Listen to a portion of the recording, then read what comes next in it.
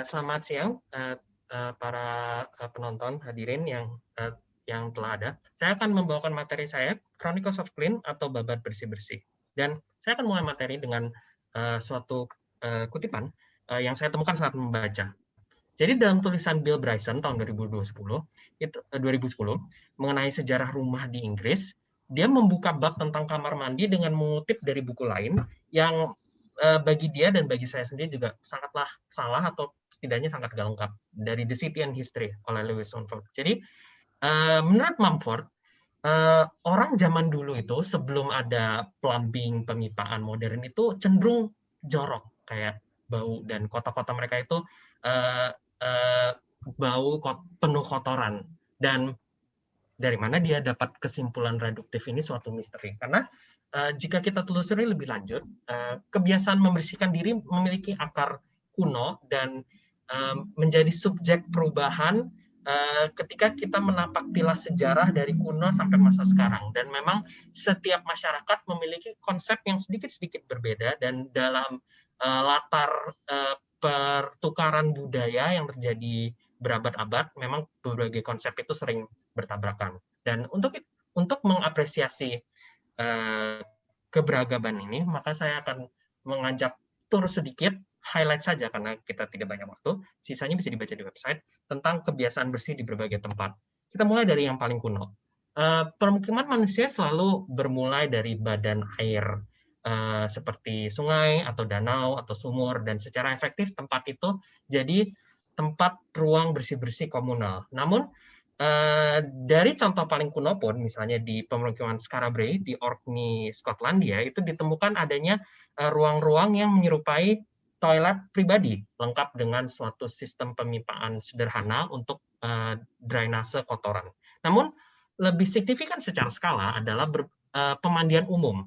Berbagai budaya kuno itu menginvestasikan cukup banyak material untuk membuat pemandian berskala besar sehingga orang bisa mandi sekaligus dalam jumlah banyak. Salah satu contoh paling kuno misalnya pemukiman Mohenjo-daro di lembah Sungai Indus yang terhubung dengan sistem drainase kompleks dari susunan batu bata yang cukup canggih untuk waktu itu. Salah satu tipologi pemandian yang paling sering dibahas dalam berbagai materi itu adalah pemandian Romawi, atau dalam bahasa Latin disebut thermae atau balneae. Orang Romawi itu sangat senang mandi, jadi mandi itu bagian penting jadi civitas orang Romawi, dan dia dilayani oleh pemandian yang selalu menjadi bagian integral dalam pusat kota Romawi, dari Londinium di Inggris sampai Palmyra di Timur Tengah. Jadi mereka mandi bertahap-tahap. Pertama mereka ke apodyterium dulu untuk ganti baju, kemudian mereka disarankan, namun tidak wajib, untuk berolahraga di palestra. Kemudian dia menggosok diri dengan minyak zaitun di tepidarium, kemudian saunaan di kaldarium, nyebur ke dingin, ke kolam air dingin di frigidarium, baru ganti baju lagi. Jadi ini ada langkah-langkahnya, seringkali lama, dan makanya mandi di kebudayaan Romawi itu sekalian sebagai ruang sosial. Orang berbagai lapisan masyarakat bisa ketemu dan saling ngobrol di sini. Dan karena itu pusat-pusat pemandian Romawi itu seringkali dilengkapi dengan sasana bugar, perpustakaan, dan bahkan fast food restoran. Kayak ini kios makanan siap saji atau thermopilium yang baru-baru ini diungkap di Pompei. Nah, kemudian tapi setelah runtuhnya Kekaisaran Romawi, terutama setelah krisis abad ketiga, kemudian ini tidak bisa di-maintain. Jadi pecah, Romawi pecah jadi timur dan barat, dan ini memiliki sikap yang berbeda. Di timur, ketika banyak infrastruktur Romawi dan sistem politik mereka yang relatif bertahan via Kekaisaran Bizantium, kebudayaan mandi Romawi diwarisi oleh kebudayaan Muslim dan Arab, dan muncullah tipologi hamam. Misalnya sisa hamam di Citadel Aleppo, Suriah, 1200-an, kemudian Baños Arabes di Spanyol. Jadi hamam Arab itu menggunakan basic layout dari Romawi, kemudian ditambah-tambahin elemen baru seperti misalnya air mengalir, karena sebelumnya itu kolam-kolam tenang yang orang Arab menganggap air mengalir lebih bersih. Nah, ini beda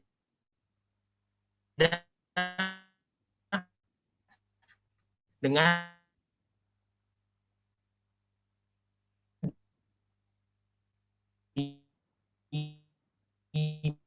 Barat, karena terintegrasinya Romawi Barat kecil, tapi kemudian muncul sikap skeptis terhadap mandi, karena mandi diasosiasikan dengan orang Romawi dan pagan yang dengan fasilitas gemerlap yang boros, dan banyak orang ngumpul telanjang tidak bersih secara spiritual walaupun bersih secara fisik. Jadi salah satu contoh paling ekstrem misalnya Santo Hieronymus yang menghardik pembacanya yang merasa jijik dengan berdaki dan kotor.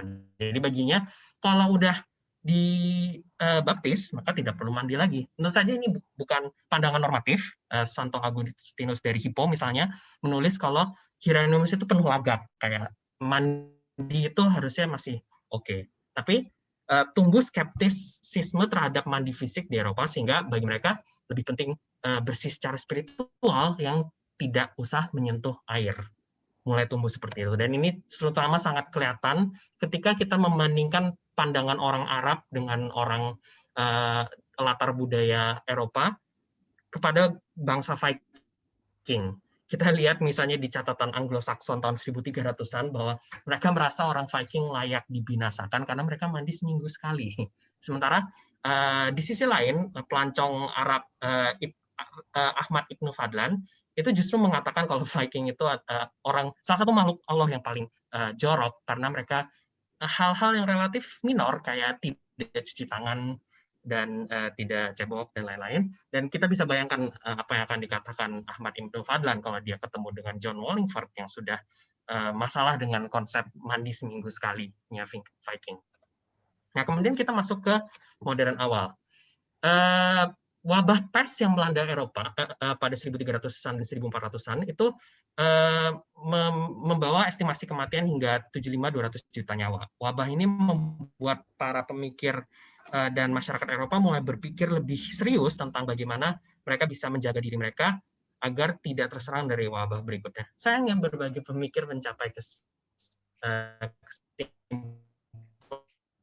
yang sepenuhnya salah dengan mengatakan kalau mandi itu membuka pori-pori tubuh. Jadi tindakan paling bijak adalah tidak mandi dan menutupi pori-pori dengan daki dan kotoran. Kita bisa tebak hasilnya adalah selama 500 tahun ke depan menghindari air dan mandi in general itu menjadi sikap normal bagi orang Eropa. Dan ada catatan misalnya Erasmus yang mengatakan tahun 1526 kalau tepat pada tahun itu pemandian di Brabant itu semuanya tutup. Jadi secara efektif pemandian umum di Eropa pada masa ini hampir musnah sama sekali. Sebelumnya menurun, sekarang hampir hilang sama sekali. Ini cukup berbeda dengan budaya-budaya lainnya kalau kita survei pada abad yang sama.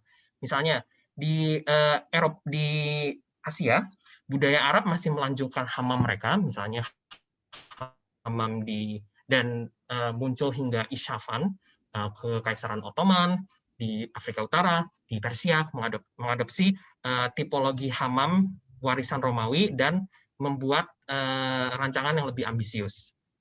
Kemudian misalnya di Amerika Tengah, di masyarakat Maya tercatat hanya mandi setiap hari dan di berbagai tempat mereka membangun namanya temaskal.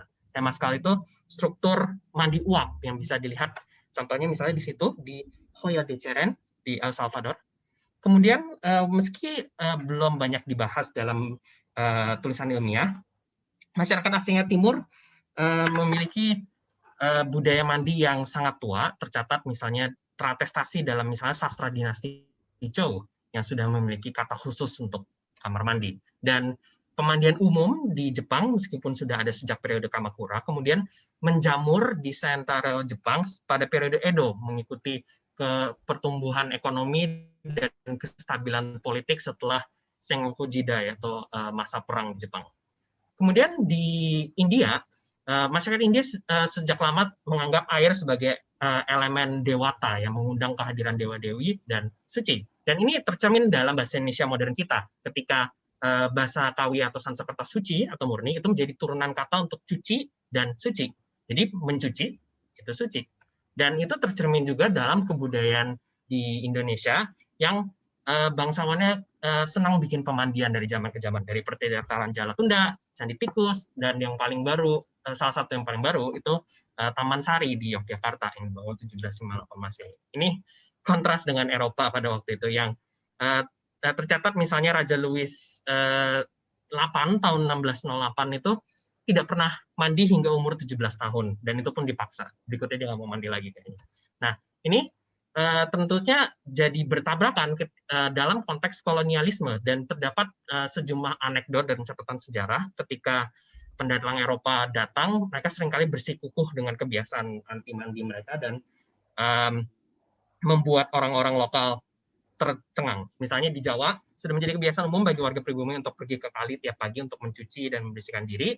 Nah, ini kontras dengan orang Belanda yang seringkali ketika memberitakan dirinya wasen atau mencuci, itu artinya cuma ganti baju. Nggak ada kontak dengan air sama sekali. Tercatat juga misalnya garnisun Belanda di Jawa abad 18 itu diwajibkan untuk mandi sekali tiap 8-10 hari. Namun ini salah satu ketentuan yang sering dilanggar karena keengganan para serdadu untuk berendam dalam air. Kemudian segalanya kembali berubah gara-gara revolusi industri. Setidaknya pertama kalinya di London. London itu kota yang sangat terpolusi di awal revolusi industri karena infrastruktur yang tidak memadai. Sebelumnya dibangun untuk volume segini, kemudian revolusi industri segalanya menjamur, tiba-tiba segalanya tidak cukup. Dan Sungai Thames itu dalam berbagai literatur waktu itu digambarkan sebagai suatu hampir alirannya hampir berhenti karena saking banyaknya polutan yang menghalangi alirannya. Dan ini juga mendorong terjadinya sejumlah wabah yang tentunya sangat rentan kepada masyarakat kelas bawah. Didukung dengan sains waktu itu, kemudian kembali terjadi pemikiran ulang tentang apa itu bersih dan apa itu kotor. Dan dengan munculnya teori germs atau teori mikroba, maka muncul pandangan baru kalau misalnya yang membuat kotor itu adalah benda-benda kecil-kecil tidak terlihat tak kasat mata yang menumpuk lama-lama menjadi debu. Nah, ini kemudian disikapi dengan misalnya membangun infrastruktur baru seperti Joseph Bazalgette itu kemudian merapihkan infrastruktur London sehingga menjadi gorong-gorong yang sampai sekarang masih melayani London. Dan akhirnya orang Inggris mau mandi meskipun tahun 1861 dokter masih bisa bikin buku serius untuk pembaca umum mandi dan bagaimana cara mandi. Dan kemudian mereka memperkenalkan juga kamar mandi. Mereka sepertinya tidak mengadopsi ulang pemandian umum yang lumrah di berbagai budaya lainnya hingga titik ini, tapi kemudian menganggungkan tipe ruang baru yang nanti akan dibahas oleh kurator Anissa tentang kamar mandi. Muncul juga anggapan bahwa segala permukaan yang mengumpulkan debu itu kotor, sehingga terjadi kecenderungan desain itu dibuat lebih polos, minimalis, agar mudah dibersihkan dan debu mudah terlihat. Jadi lambat laun desain bersih menjadi ideal yang diaspirasikan gerakan-gerakan garda depan, termasuk arsitektur. Dan berbagai produk juga dibuat untuk melayani kegelisahan masyarakat tentang permukaan yang bersih.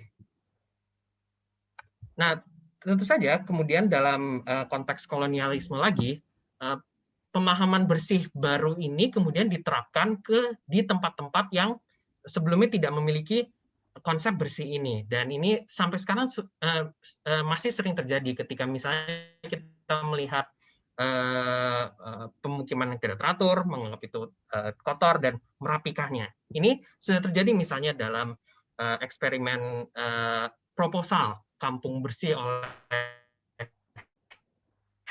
Hendrik Tilema, dan versi kampung bersih higienis, tapi tentu saja ini berdasarkan definisi baru waktu itu, bukan definisi bersih lokal. Dan prejudis waktu itu juga menganggap bahwa kalau tidak ada toilet di dalam, itu dianggapnya kotor, meskipun hingga titik itu berbagai kebudayaan dunia sebenarnya memang tidak perlu toilet di dalam rumah. Dan karena itulah berbagai konsep bersih ini sekarang berakumulasi, dan definisi modern bersih kita itu juga merupakan persilangan dari berbagai aspek ini yang sangat kontekstual antara budaya dan waktu. Untuk selengkapnya bisa lihat di website kami. Terima kasih.